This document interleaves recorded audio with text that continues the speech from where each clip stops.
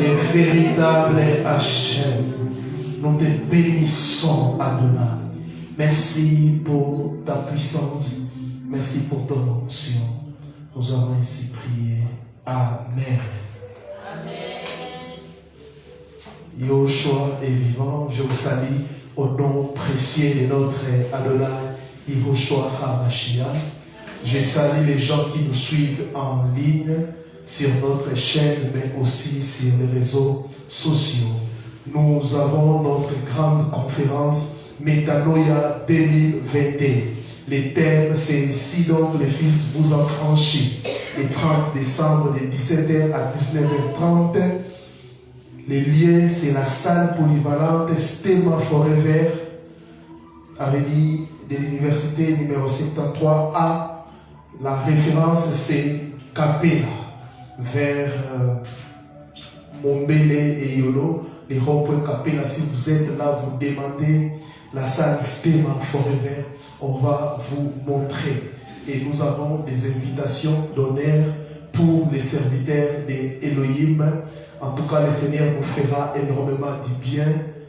Un seul jour suffit pour que Yahushua puisse changer une vie. Et surtout, venez écouter l'évangile véritable, sans manipulation, l'évangile pur.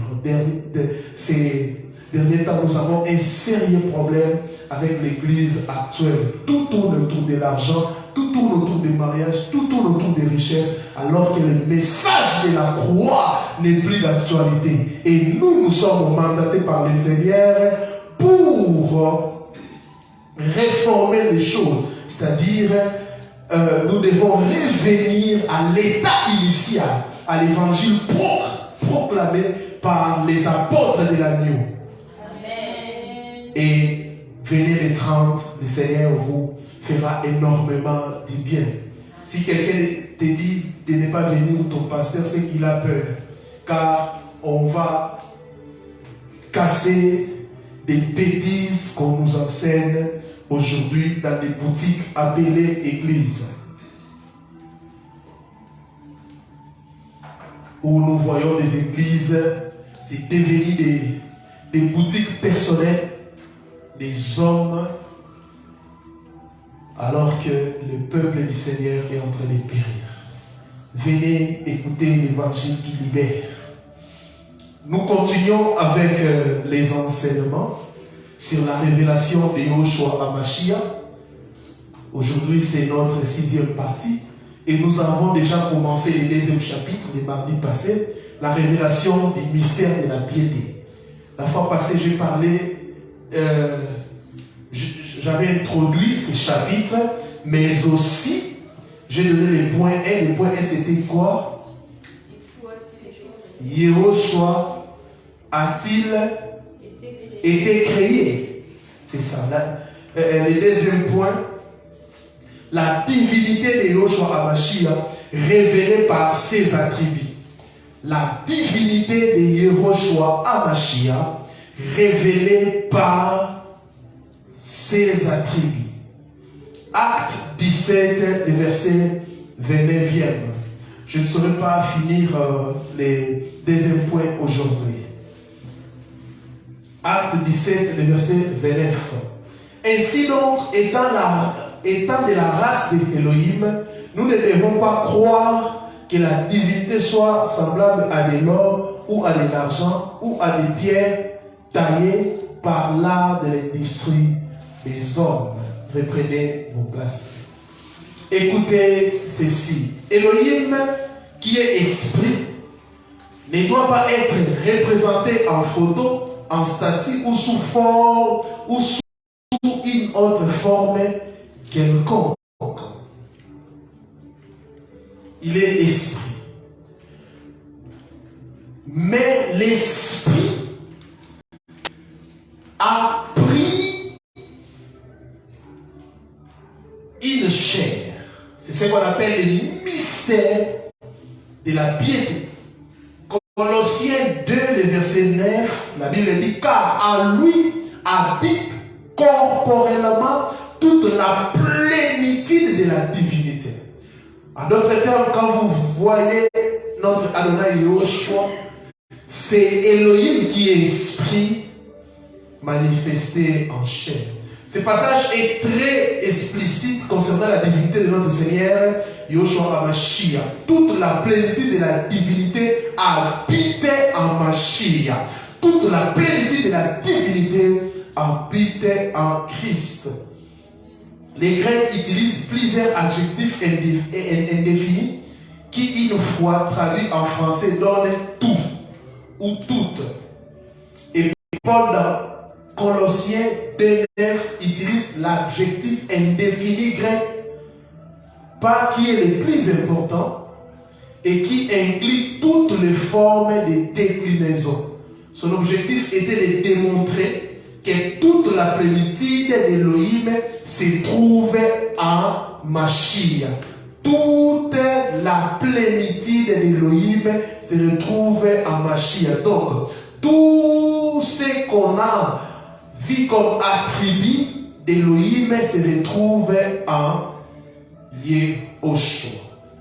Je ne sais pas, j'ai au moins 15 ou 20 points. Je ne saurais pas finir ça aujourd'hui. Donc, on va continuer les mardis prochains. Yahweh est Alpha et Oméga.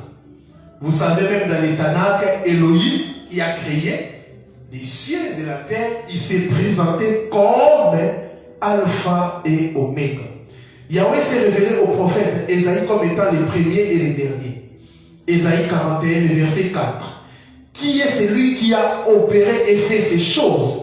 C'est celui qui a appelé les âges dès le commencement. Moi, Yahweh, je suis le premier et je suis avec les derniers. Ici, nous voyons Elohim créateur se présente comme l'alpha et l'oméga. Suivez. Ésaïe 44, le verset 6. Ainsi parle Yahvé, le roi d'Israël et son rédempteur. Yahweh des années. Je suis le premier, je suis le dernier. Et à part moi, il n'y a point d'Elohim. Là, c'est Elohim le créateur qui se présente comme l'alpha et oméga. Et nous avons prouvé cela dans les passages.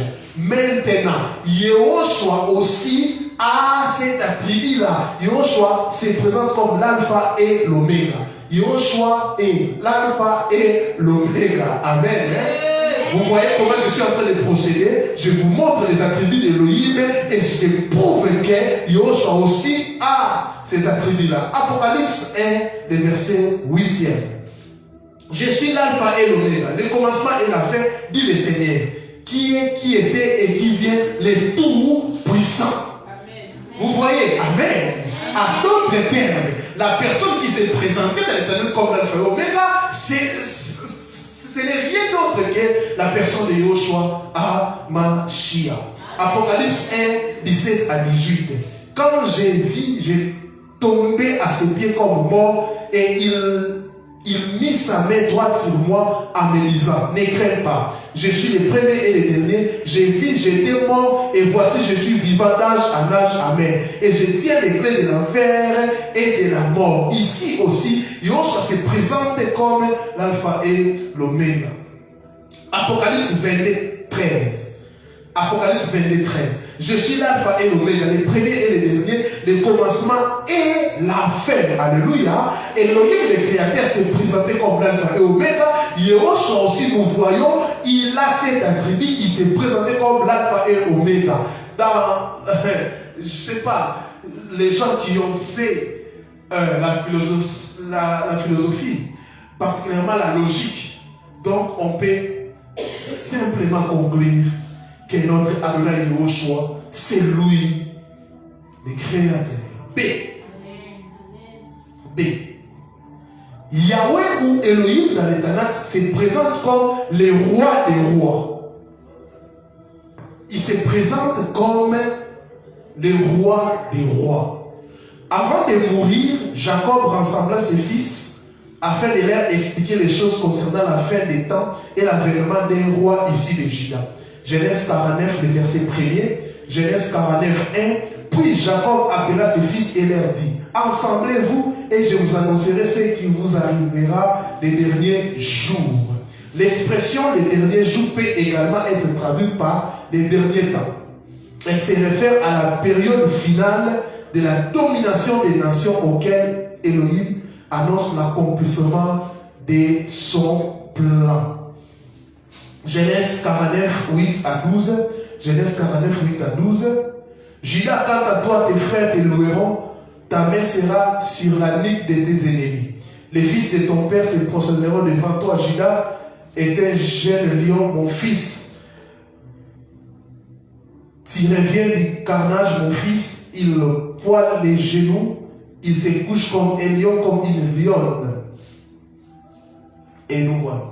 Et Jacob déclare qu'à la fin des temps, écoutez bien, un lion sortira de Juda avec les bâtons de commandement. Un lion sortira de Juda avec un bâton de commandement que les peuples lui obéiront. Alléluia. Amen. Alléluia. Amen. Et bien que des siècles plus tard, Yahweh s'est aussi révélé au peuple d'Israël comme étant aussi le Seigneur des seigneurs. Deutéronome 10, 17. Car Yahweh votre Elohim est Elohim des dieux, et il est le Seigneur des seigneurs, le fort, le grand, le puissant et le redoutable, qui n'a point d'égard à l'apparence des promesses et qui prend point de présent. Nous voyons ici Elohim, le Créateur, s'est présenté comme le roi des rois. Et il avait aussi donné une prophétie en disant qu'un lion sortira de Juda. Yoshua est sorti de où? De Juda. Et Yoshua est qualifié comme le lion de la tribu de Juda. Amen. Avec les bâtons de commandement. Et les peuples lui obéiront. Il est présenté comme le roi des rois. Et écoutez, Yoshua aussi, il est le roi des rois. Yoshua, il est le roi des rois. Il ne peut pas y avoir des dieux et des seigneurs. Yahweh, le Dieu des dieux et le Seigneur des seigneurs, de Deutéronome 10, 17, n'est rien d'autre que Yoshua Hamashiach, notre Seigneur. De même, le lion dont il est question dans la prophétie de Jacob est incontestablement Yoshua Hamashiach. Cela est confirmé dans Apocalypse 5, 5. Apocalypse 5, 5, la parole dit ceci. Et l'un des anciens me dit, ne pleure pas, voici le lion qui vient de la tribu de Juda, de la race de David, a vaincu pour ouvrir les livres et pour en rompre les 7 sceaux. Ne pleure pas, voici le lion qui vient de la tribu de Juda et la racine de David. Il s'agit de cet homme. Le Seigneur, la seigneurie plutôt de Yoshua est clairement établie dans les Écritures. Il doit être le seul à régner sans partage dans nos vies. Les gens qui ont les syllabes, Psaume 47, 3, Ésaïe 44, 6, et il y a beaucoup de passages que nous avons cités dans les syllabes. Psaume 47, 3, Ésaïe 44, 6, Matthieu chapitre 1, les 6 premiers versets, ainsi de suite. Apocalypse 19, 16. Apocalypse 19, 16, écoutez. Et sur son vêtement et sur sa cuisse étaient écrits ces mots: le roi des rois et le seigneur des seigneurs. Amen. On a vu cette parole dans les Tanakh. Yahvé s'est présenté comme le roi des rois et le seigneur des seigneurs. Mais ici dans l'Apocalypse, nous voyons que dans sa cuisse, il y avait des paroles, des écrits. On a écrit le roi des rois et le seigneur des seigneurs. Yoshua, quand il était sur la croix, ils ont écrit que c'est lui et le roi des Juifs. Alléluia. Vous voyez maintenant sa royauté. Mais ici dans l'Apocalypse, on confirme que Yoshua n'est pas seulement le roi des Juifs, mais le roi de l'univers, de toute la création. Mais avant d'être écouté, quand la parole dit, il a fait de nous des rois et des sacrificateurs. Nous sommes des rois. Amen. Quand nous disons que Yoshua est le roi des rois, c'est d'abord, premièrement, pour son église. Alléluia. Il règne sur nous, ces rois. Alléluia. Il est celui qui brise notre caractère avec l'épée de l'esprit.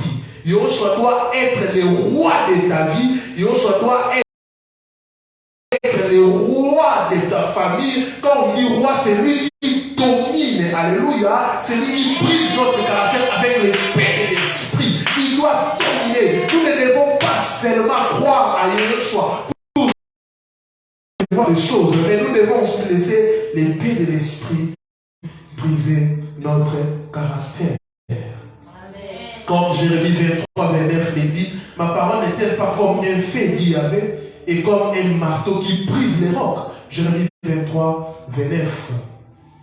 Et cela est confirmé même dans Hébreux 4, 12. Hébreux 4, 12. Car la parole de Elohim est vivante et efficace et plus pénétrante qu'aucune épée à deux tranchants et atteignant jusqu'à la division de l'âme et de l'esprit et des jointures et des molles, et elle juge les pensées et les intentions du cœur.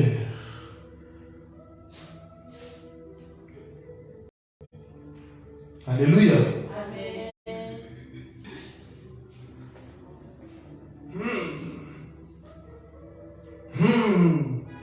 Écoutez.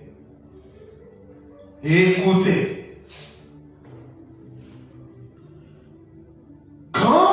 Il se présente comme agneau. Nous voyons les enfants d'Israël quand ils étaient en Égypte, pour qu'ils puissent sortir de l'esclavagisme, il fallait qu'on puisse immoler l'agneau. Et l'agneau devrait être mangé. Quand les enfants d'Israël ont mangé l'agneau, ils ont reçu la liberté. Il faut manger l'agneau pour recevoir le salut. Et se laisser avaler par les lions pour mourir à nous-mêmes, au péché et aux convoitises. En mangeant l'agneau, nous recevons le salut. Jean 6, 31 à 63. Yoshua a dit, il faut manger mon corps, ma chair et boire mon sang. Quiconque ne mange pas l'agneau ne peut recevoir le salut. Comme en Égypte, il fallait manger l'agneau pour recevoir le salut, la liberté. Yoshua dans Jean 6, 31 à 63, il dit clairement, on doit les manger. Mais pour maintenant dominer les péchés et mourir à nous-mêmes, nous devons se laisser plutôt avaler par les lions. Alléluia. Galates 2, 20. Alléluia. Afin que le roi des rois puisse pleinement régner à nous. Plusieurs personnes aiment manger l'agneau, mais ne se laissent pas avaler par les lions pour mourir à nous-mêmes. Yoshua est né de la postérité de David selon la chair, établira son royaume sur base de l'alliance divine avec David. Romains 1, 3 le dit. Nous allons régner avec lui.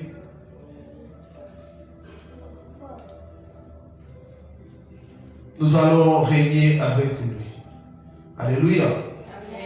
Pour lire la prophétie de David, la prophétie d'Élohim qui avait promis à David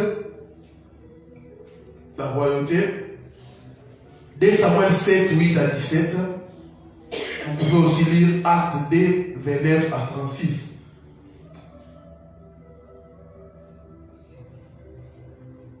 Le point C. Yahweh et Adonai. Elohim se présente comme Adonai. Le point C. Il se présente comme Adonai. Adonai est la forme plurielle des Seigneurs. La forme singulière Adonai, mon Seigneur, n'est jamais utilisée dans la Bible pour se référer à Elohim. les Phéniciens, écoutez, l'utilisaient pour se référer à leur dieu Tammuz. Les Juifs n'utilisaient les singuliers que pour se référer à une personne éminente.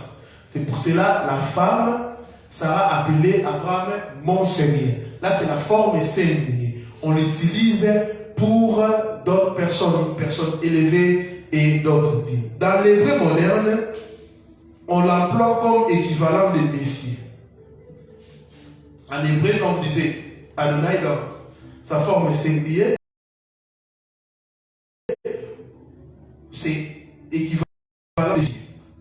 La prononciation du tétragramme y avait été interdite depuis que le temple a été détruit. Les Juifs maintenant utilisaient ou utilisent Adonai dans leur prière pour s'adresser à Elohim. Et dans la vie de tous les jours, ils emploient Hachem. L'hébreu Adonai a été traduit par Kyrios en grec. Et vous allez le voir même dans les évangiles. Ce mot a été employé pour désigner les pères. La forme plurielle. Pour désigner quoi? Les pères. Alléluia. C'est pour cela, on va voir même les mots que c'était, je pense, Thomas qui avait dit mon Adonai. Le jour de la résurrection. On va voir cela. Donc, le terme Adonai renvoyait au Père, à Elohim véritable. Les Juifs pensaient obéir au commandement du Seigneur qui disait il ne faut pas prononcer le nom du Seigneur en vain. Alors que le Seigneur ne disait pas, alors que la pensée du Seigneur n'était pas que les gens ne puissent pas prononcer son nom, mais les gens devaient avoir de la révérence. Amen. Quand les Juifs ont supprimé les tétragrammes, YHWH, et ils ont remplacé cela par Adonai. Quand ils disaient Adonai, ils faisaient allusion au Père. Yoshua et Adonai. Yoshua et Adonai. Paul déclare qu'il y a un seul Seigneur, une seule foi, un seul baptême, un seul Elohim et Père. Éphésiens 4, 5. Il le confirme encore dans 1 Corinthiens 8, 5 à 6. 1 Corinthiens 8, 5 à 6. Car bien qu'il soit appelé Dieu soit dans les cieux, soit sur la terre, nous n'avons pourtant qu'un seul Elohim qui est le Père, de qui viennent toutes choses, et nous sommes pour lui, et un seul Seigneur, Yahushua, par qui sont toutes choses et par qui nous sommes. Alléluia. Amen. Alléluia. Paul dit qu'il y a un seul Seigneur qui est Yahushua Hamashiach. Je vous ai dit qu'on utilisait cela. Je pense que c'est Thomas ou la femme qui a dit mon Seigneur et mon roi, c'est comme ça. Ouais. Mon Adonai. Et ces termes-là renvoient au Père. D, le point D, Yahvé ou Elohim est adoré. Elohim nous interdit formellement d'adorer notre divinité que lui. D'ailleurs, du temps de la loi, c'est lui qui s'est livré à l'idolâtrie, s'est exposé à une condamnation à mort. Exode 22, 20, Deutéronome 13, 2 à 7. Ainsi, seul Yahweh l'unique et véritable, Elohim doit être adoré. Exode 20, les 6 premiers versets. Alors Elohim prononça toutes ces paroles disant, je suis Yahvé ton Elohim qui t'a fait sortir du pays d'Égypte, de la maison des servitudes. Tu n'auras pas d'autre Elohim devant ma face, tu ne te feras pas d'image taillée, ni aucune ressemblance des choses qui sont là-haut au ciel, ni ici-bas sur la terre, ni dans les eaux sous la terre. Tu ne te prosterneras pas devant elle, et ne les servira point. Car je suis Yahvé, nous connaissons la suite, Elohim, Jean, Ésaïe 45, 22 à 23 aussi confirme, Elohim, le Créateur, il est le seul à être adoré. Elohim n'aimait pas les mélanges. Alléluia. Et nous voyons cela dans la vie de Yoshua. Yoshua est adoré. Yoshua, il est adoré. Yahvé avait déclaré à son serviteur Ésaïe qu'à part lui, il n'existe pas d'autre Dieu et que tout genou fléchira devant lui. Cette prophétie s'est accomplie à Yoshua à Mashiach, selon Philippiens 2, 10 à 11. Philippiens 2, 10 à 11. Elohim, le Créateur, a lui seul est digne d'être adoré, mais ici nous voyons dans Philippiens 2, 10 à 11, nous confirme que Yoshua est digne d'être adoré. Donc, Yoshua est Elohim du Vétérotestamentaire. Afin qu'au nom de Yoshua, tous genou fléchissent tant de ceux qui sont dans les cieux, que de ceux qui sont sur la terre et sous la terre, et que toute langue confesse que Yoshua HaMashiach est Seigneur à la gloire d'Elohim le Père. Alléluia. Et quand on dit sous la terre, les gens pensent que quand nous creusons, il y a déjà l'eau, il y a de l'eau. Quand la Bible utilise ce langage, la Bible parle des enfers, aux gens, aux esprits qui dominent sous la terre, aux esprits, tout ce qui respire, tout l'univers doit fléchir des genoux devant ses noms. C'est pour cela que chaque année, on a un séminaire, tout genou fléchit. Même les genoux du diable fléchissent. Par ailleurs, la Bible mentionne plusieurs personnes qui ont adoré Yoshua HaMashiach. Oui, la Bible mentionne, il y a des gens qui l'ont adoré. Premièrement, les mages. Matthieu 2:11. Les mages l'ont adoré. Nous avons vu son étoile, nous sommes venus pour l'adorer. Les mages l'ont adoré. Deuxièmement, les disciples l'ont adoré. Matthieu 14, 33, Luc 24, 52. Matthieu 14, 33, Luc 24, 52, les disciples. 3. La femme cananéenne. Matthieu 15, 25. La femme cananéenne l'a adoré. Matthieu 15, 25. Un aveugle né guéri l'a adoré. Un aveugle né guéri. Jean 9, 38. Deux femmes appelées Marie l'ont adoré. Matthieu 28, 9. Des femmes appelées Marie l'ont adoré. Matthieu 28, 9. Les anges d'Elohim l'adorent. Hébreux chapitre 1, le verset 6. Les anges l'adorent. Hébreux 1, 6. Les 4 êtres vivants et les 24 vieillards l'adorent. Apocalypse 5, 8. Les 4 êtres vivants et les 24 vieillards l'adorent. Si Yoshua avait était un ange, comme certains le disent, il aurait refusé l'adoration, comme l'ange qui avait refusé d'être adoré par Jean dans Apocalypse 19, 9 à 10. Plusieurs personnes, plusieurs courants disent que Yoshua c'est un ange, Yoshua c'est une créature. S'il était une créature, il allait refuser l'adoration comme s'il était un ange, il allait refuser l'adoration comme l'ange qui a refusé que Jean puisse l'adorer, car on n'adore pas les anges. Alors il est dit, écrit, Apocalypse 19, 9 à 10, écrit, bénis soient ceux qui sont appelés au festin des noces de l'agneau. Et il me dit aussi, ces paroles sont les véritables paroles d'Elohim. Alors j'ai tombé à ses pieds pour l'adorer, mais il me dit, garde-toi de le faire. Je suis ton compagnon de service et c'est lui de tes frères qui ont les témoignages de Yoshua HaMashiach. Adore Elohim. Alléluia. Vous qui avez les apparitions angéliques, si un ange te pousse à l'adorer, ce n'est pas un ange sérieux, c'est un ange déchu. Alléluia. Mais Yoshua n'a pas refusé l'adoration car il n'était pas un ange. Les anges adorent Yoshua parce qu'il est Elohim.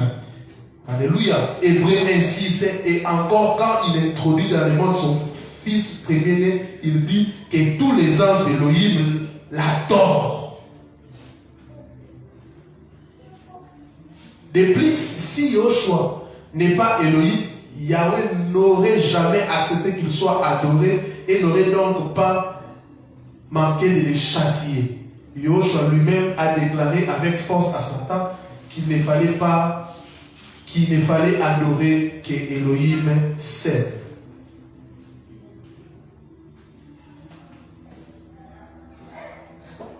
Écoutez, Ésaïe 42, le verset 9 dit ceci. Ésaïe 42, le verset 9. Je suis Yahvé, c'est là mon nom. Je ne donnerai pas ma gloire à un autre, ni ma louange aux images taillées. Ainsi, en acceptant l'adoration, Yoshua n'a fait qu'affirmer sa divinité. Car il connaissait la parole, il connaissait la Torah. En acceptant cela, il a affirmé sa divinité. Amen.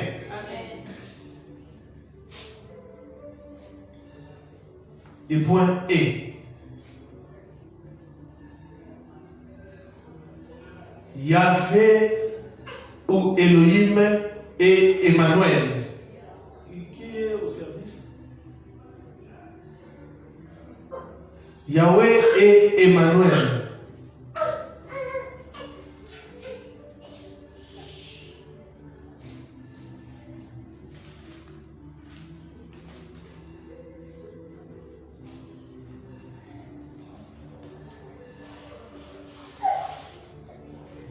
Zacharie a prophétisé que Elohim viendrait habiter au milieu de son peuple. Zacharie 10. Pousse des cris de joie et réjouis-toi, fille de Sion, car voici, je viens et j'habiterai au milieu de toi. Donnez la personne qui est au service.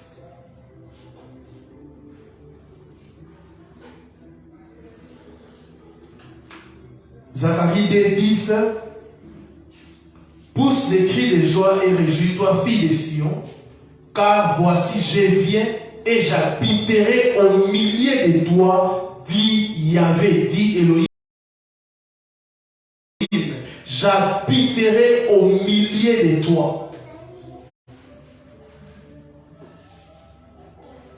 Quand nous prononçons ce terme Emmanuel, souvent les gens ont l'habitude dans l'église de prononcer des paroles sans méditer profondément. La Bible dit, j'habiterai au milieu de toi. Et Yehoshua, c'est pour cela que j'aime l'appeler Yehoshua, car ça exprime vraiment sa divinité. Il est descendu en forme de chair pour sauver. Yehoshua, Elohim est parmi nous. La prophétie de Zacharie a été accomplie par Yehoshua Hamashiach. Matthieu 1, 22. Tout cela arriva afin que s'accomplisse ce que le Seigneur avait annoncé par le prophète. Voici la Vierge deviendra enceinte, elle enfantera un fils et on lui donnera le nom d'Emmanuel, ce qui signifie Elohim avec nous. Elohim avec nous. Le Créateur avec nous. Elohim avec nous. Alléluia. Alléluia. On ne dit pas Emmanuel ne veut pas dire que Elohim a envoyé quelqu'un. Non, Elohim est au milieu de nous. Dieu s'est manifesté, l'incarnation, le mystère de la piété. Jean 1, 14. Et la parole est devenue chair, elle a dressé sa tente parmi nous. Waouh! Et la parole est devenue chair et elle a dressé sa tente parmi nous. Elohim est le point F. Elohim est le berger de son peuple. Elohim est le berger de son peuple.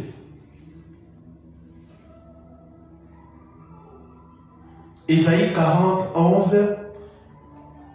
Il perdra son troupeau comme un berger, il rassemblera les agneaux dans ses bras et les placera dans son sein, il conduira celles qui allaitent.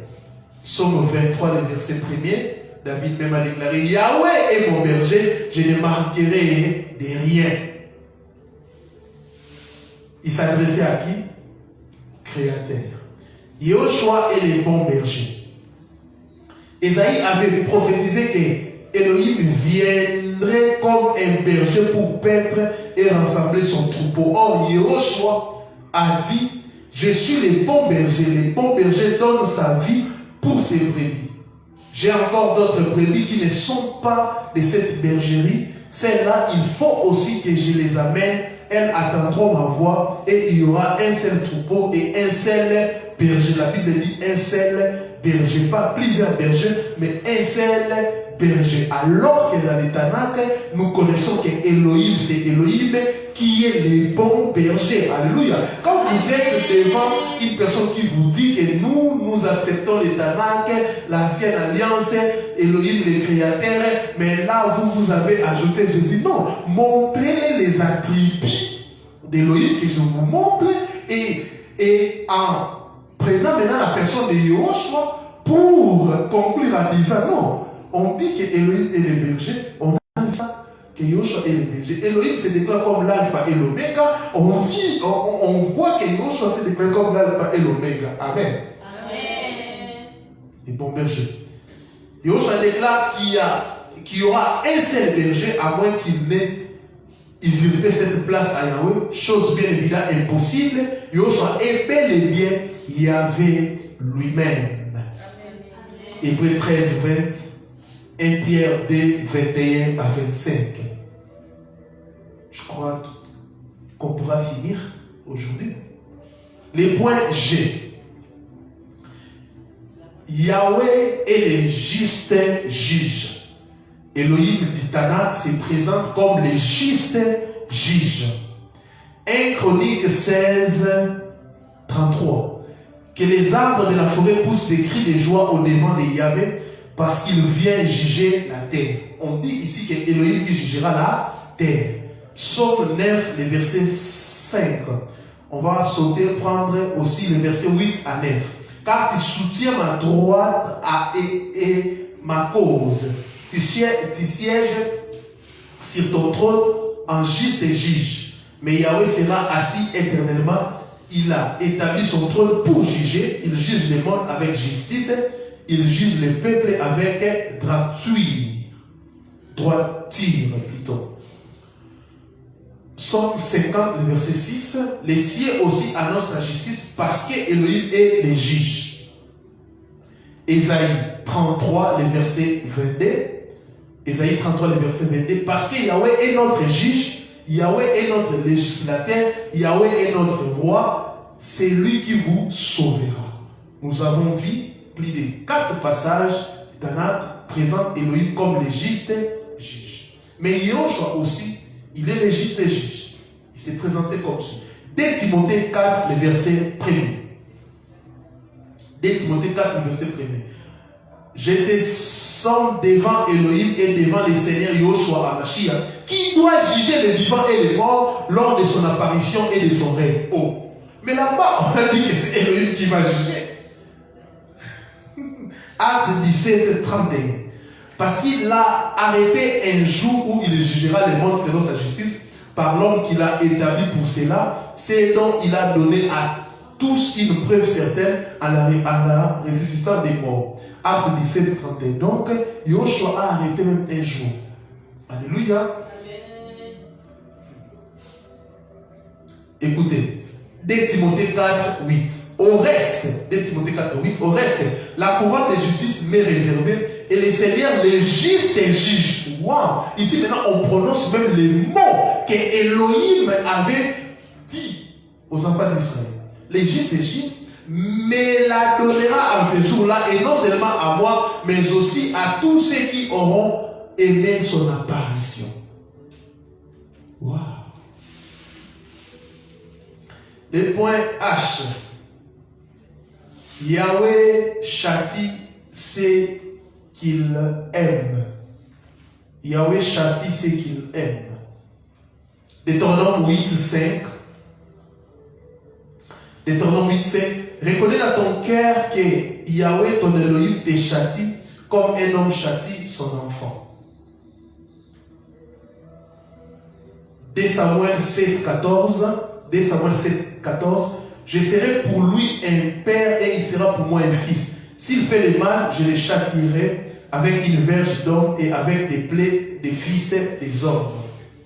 Hébreux 12:7. Si vous en direz un châtiment, Elohim se comporte envers vous comme envers ses fils, car il est le fils dont le père ne le châtie pas. On voit aussi que Yehoshua châtie ce qu'il est. Apocalypse 3:19. Moi, je reprends et je châtie tous ceux que j'aime. Aie donc des ailes et répands-toi. Wow. Hébreux 12:9-10. Et puisque nos pères, selon la chair, nous ont châtiés et que malgré cela, nous l'avons respecté, ne serons-nous pas beaucoup plus soumis au Père des esprits pour avoir la vie?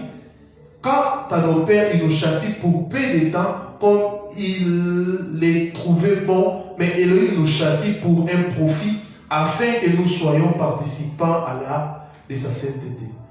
Ce sont les pères ou les parents qui châtient leurs enfants. Yehoshua est donc notre Père. Amen. Amen. Le point I. Yahweh est le rocher. On représente, Elohim se présente plutôt comme les rochers. Ésaïe 44, le verset 8. Ne soyez point effrayés et ne soyez point troublés. Ne te l'ai-je pas fait attendre et déclarer de ces temps-là? Vous êtes mes témoins. Y a-t-il un autre Elohim que moi? Certes, il n'y a pas d'autre rocher. Je n'en connais pas. Là, il se présente comme les rochers.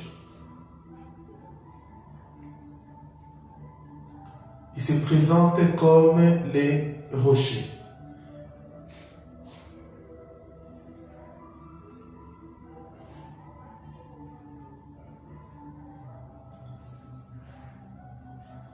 Ésaïe 8, 13-15. Nous voyons aussi Yahweh se présenter comme les rochers. Au 8e siècle, Ésaïe a écrit qu'il n'y avait pas d'autre rocher que Yahweh et qu'il allait être une pierre d'achoppement et un rocher de scandale pour Israël. Or, Yehoshua est présenté comme le rocher ou la pierre angulaire que les bâtisseurs ont rejeté et qui est devenue la pierre principale de l'angle. 1 Pierre 2, 6 à 8. Yehoshua se présente comme la pierre que les bâtisseurs ont, les rochers que les bâtisseurs ont négligé, mais qu'il est devenu la pierre principale de l'angle. Alléluia.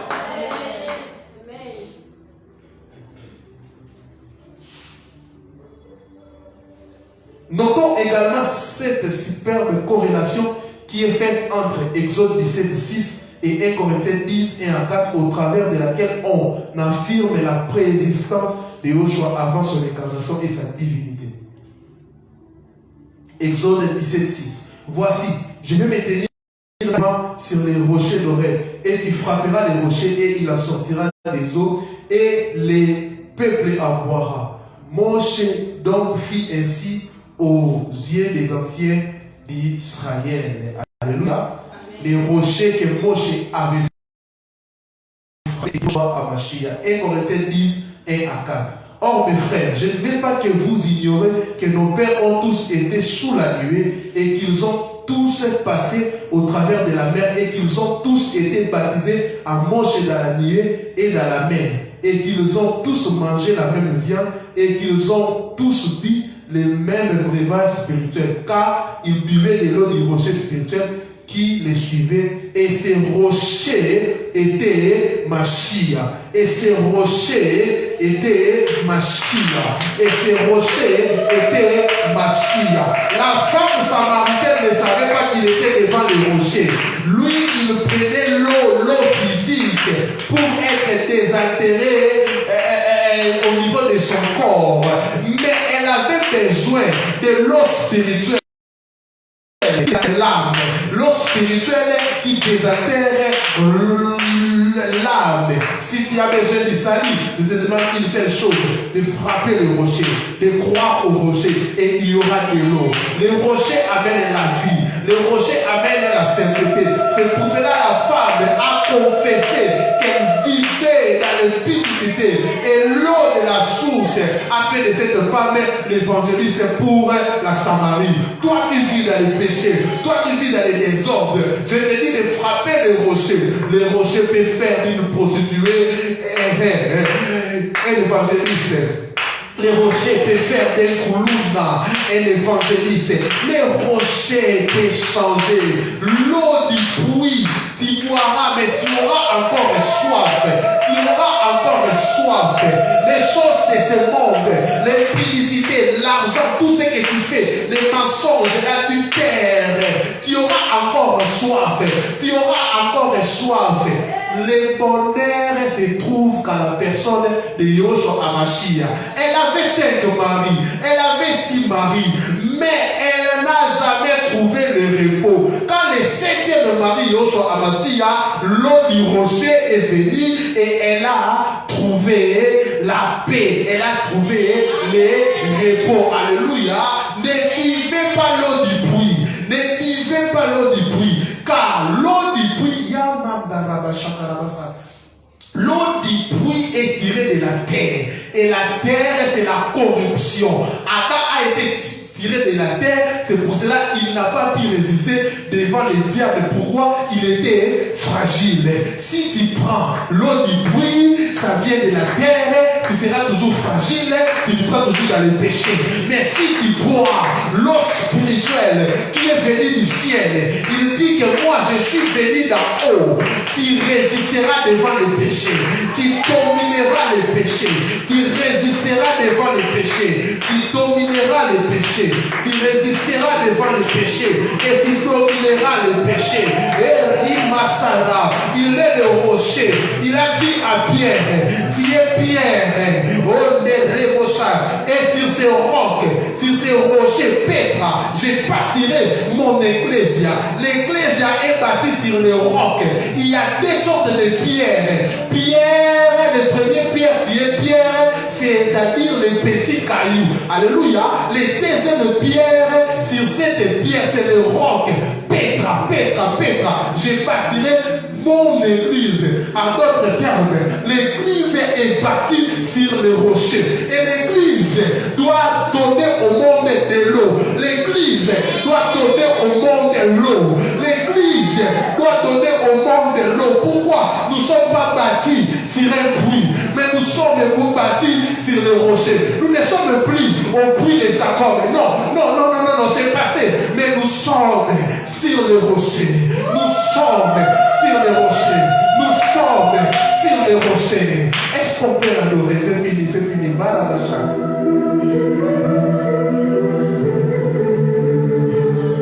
Quelle gloire! Quelle gloire!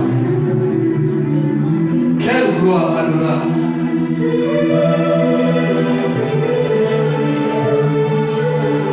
Quelle gloire! Oh, les rochers, tu peux te prosterner devant lui. Prière, adore le Seigneur. Toi qui habites, adore les rochers.